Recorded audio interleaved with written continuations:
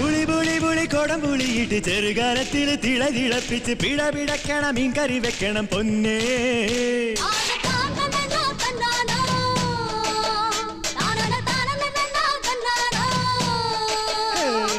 പുളി പുളി പുളി കൊടംപുളിയിട്ട് ചെറുകാലത്തിൽ തിളതിളപ്പിച്ച് പിടപിടക്കണം മീൻ കറി വെക്കണം പൊന്നേ.